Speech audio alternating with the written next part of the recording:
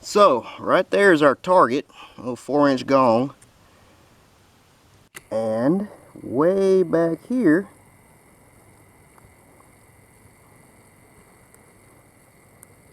is us. So, let's see if we can nail some steel with an old iron-sighted 22 at 100 yards. Okay, guys, what's up? Let me tell you what we got going on right now. So, right next to my house is a cow field, right? And there's a big kind of berm on the backside. And guys, since I got my first 22, really my first rifle in general, me and my dad and my brothers will come out here and target practice, right? And I don't know, it's just kind of one of them things I haven't done in a while. I just kind of want to go back to my roots, I guess. But um, since I know it's 100 yards, I just want to kind of have some fun, like how I used to, but with an edge. So what we got right here is my Remington 21T. Y'all probably seen in my other video when I first got it and I first shot it. Y'all know it shoots lights out, right? This is a target rifle. Well, I got a 4-inch gong out there at 100 yards, right?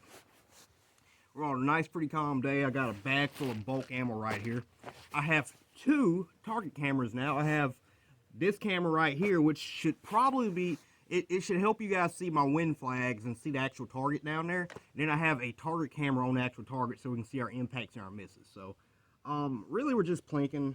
I don't really have anything special. You see I got my gun, iron sights, my janky front bag set up. I got my old garbage can, Cabela's. Seriously, I found this in the garbage can at the range. Just taped it up, works great. But got that bag, and I need a little more elevation, so I'll put a sand sock up under it. Works pretty good. Got a Ziploc baggie just full of some Remington Thunderbolts, and as you guys know, this thing shot lights out with those Remington Thunderbolts. A lot of people say they're trash, but this loves them. So it's the best shooters. We're going to use them. Basically, the only thing I don't have right now as far as shooting goes, I didn't have when I was younger and I would do this, is I have this anemometer right here and I have wind flags. So I can't really use anemometer because I have to park my truck right here to block the sun out so we can actually do some decent videoing. So not really worth anything, but you guys are probably noticing from my my long cam, all these flags. You got these poles with these pink ribbons on the right side of the camera. I'm learning more and more that people who are watching my videos, a lot of them aren't really gun people, and they don't really know a lot about ballistics or trajectory or anything. So I figured I'm going to put some wood flags out here to kind of illustrate what I'm talking about. So to get into that a little bit, I know I'm being scatterbrained here, but work with me. Yeah, sorry, scatterbrained right there. But basically, I need to know which way the wind is blowing for me to adjust my aim so I can hit the target. So if I'm having a really strong wind coming from left to right, I need to know that, and I can see with these flags, so I know I need to aim over to the left more so that wind will blow my bullet into the target, right? I'm not some sniper or anything like that. There's guys who can explain a lot better than me, but that's what the flags are for.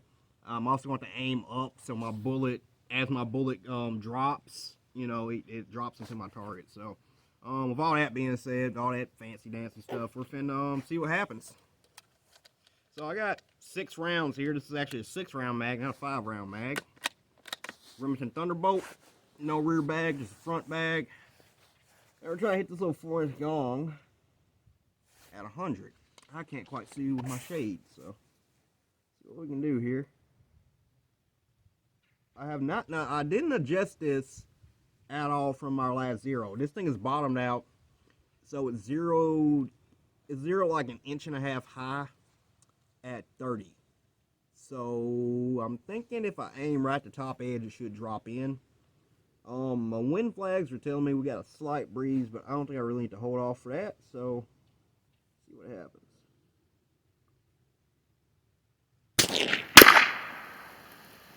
Oh, it's a clean miss. Okay.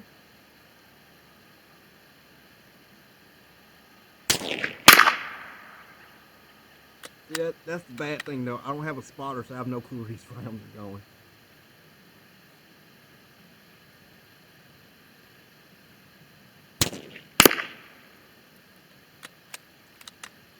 Okay, I'm not even seeing a splash. There's no dust or anything, so.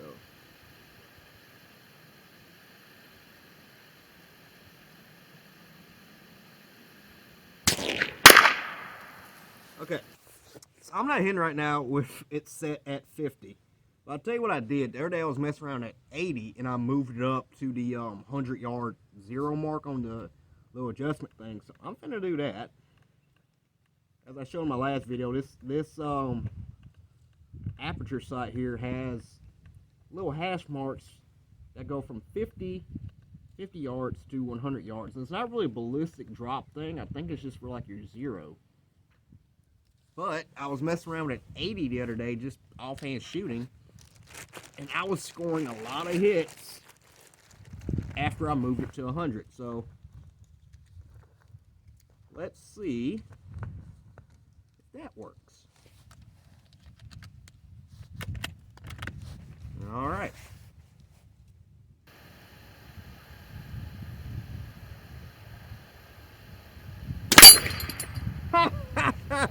Got it.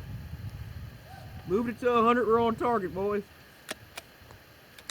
Holy crap. Okay, so I'm going to note that if I ever need to shoot a freaking crow at 100 yards, I'm going to go ahead and adjust that sight. That is nuts.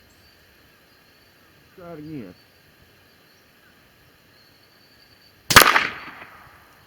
Missed that time.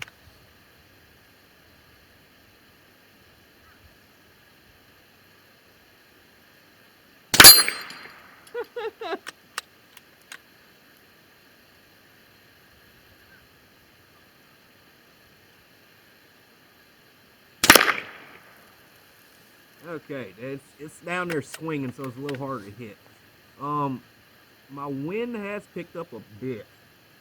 Okay, and it's kind of flowing this way a little bit, so I can't give it a full value. Full value meaning if it's blowing straight, if your wind is blowing straight across, like 9 degrees straight across, it's going to impact that bullet at what's called a full value. So it's going to push that bullet more. But if it's kind of coming off to the side or whatever, that's only like a half value. So it's coming kind of, again, it's kind of coming from the left, kind of like this. So I think I'm just going to hold off just a hair, And another cool thing I want you guys to see, I have these wind flags positioned from it's 20, a 50, no, I think like a 60, and then down at 100. If you guys are noticing, my 25 one, my closest one right here, is barely moving, while my other two down there are a lot further up. So that's just, the wind's kind of going a crazy deal, right? So the guys who do a lot of competition shooting, they know how to adjust for, because the wind will swirl, so they got to move over this way a little bit. It's kind of hard to explain, but they'll move barely incrementally because that bullet's going through 3 different wind patterns, and I just think that's cool. I'm not at that point yet, but you know, I just want to say that. They also never really just adjust your sights for the wind. They always hold off for the wind, so that's crazy. Yeah, let's hold off a little bit here. Get back on target.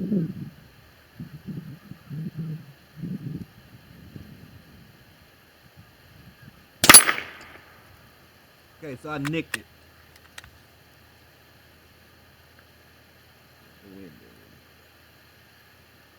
Okay.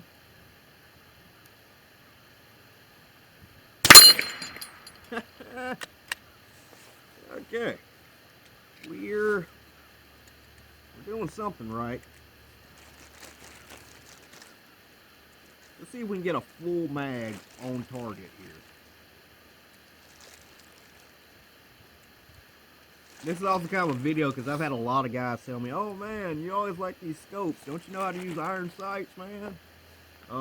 Yeah, I do for the most part. This is kind of proving it, guys. I'm not completely terrible.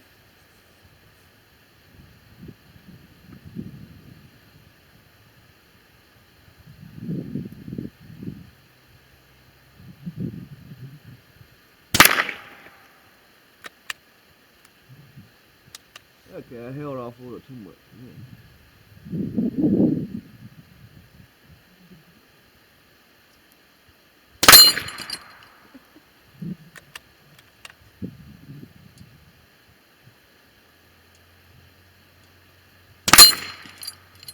I got it while I was swinging. Oh boy.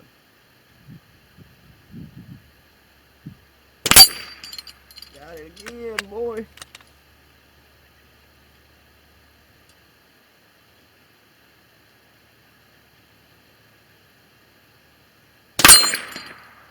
Guys, I cannot tell you how much fun this is. So we're almost to a full mag. I've only missed one out of the 6 so far. I'm holding off just at the bottom. What I'm doing is called pumpkin on a post shooting. So there's a little space between my target and my front sight post. So this is my front sight post. My finger's the front sight post, and my target. God, no.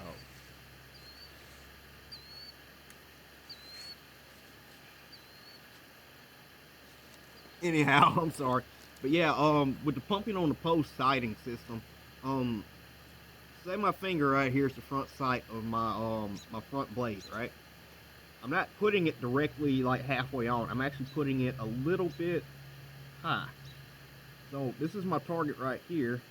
That's kind of how it looks. If y'all get that, I'll probably post a picture of it. But yeah, that's what I'm doing, and I'm holding just kind of on the left side because the wind is kind of whipping down there. But yeah, hopefully we're getting swirl on the other camera here. So yeah, our target stopped swinging. We're on our last round. Okay, we got a light breeze. The wind flag, the 100-yard wind flag is dead. The 50-yard wind flag is whipping slightly, and my 25-yard wind flag is going really crazy. So that's interesting. Let's hold steady and see what happens.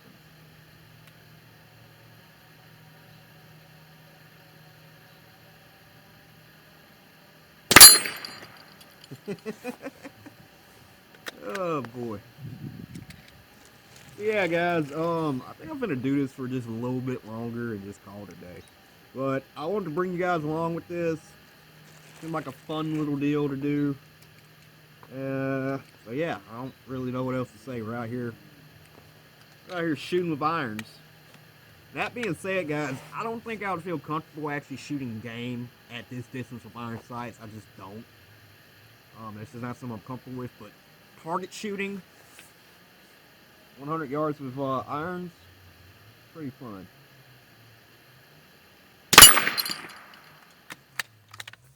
All right, boys and girls, look at that. This right here is, I'm pretty sure it's a 4-inch gong. It's not a big gong at all. It's not over 6 inches. This is easily like the kill zone of a crow. And guys, we have been smacking this doggone thing with this old beautiful vintage 22, guys. I mean, there are guys out there who can't do this with a 12 power scope on a 30-06. I'm not saying that to say I'm a great shooter. I'm saying that to say that if you know the basics of marksmanship and you really have a decent rifle, a lot of good things can be done. That's what I'm trying to say here. But yeah, guys, look at this. Look at our grouping right here. That's crazy. But yeah, we shot a lot of rounds, had a good bit of fun, and I'm just super happy I could bring you guys along for this little deal. But yeah, just a great rifle to have. Again, guys, I got this at a pawn shop for like $150, man. Um, so if you guys are ever just out there and you find one of these little rifles, man, just pick them up. They're so much fun. I went out here, I relieved so much stress. I feel so accomplished, and it's just really good fun, guys. So if you can find one, and take it out, push the limits, and have some freaking fun, man. That's what it's all about. So with all that being said, man, I want you guys to take it easy. Check your local pawn shops for these, and yeah, have a good one.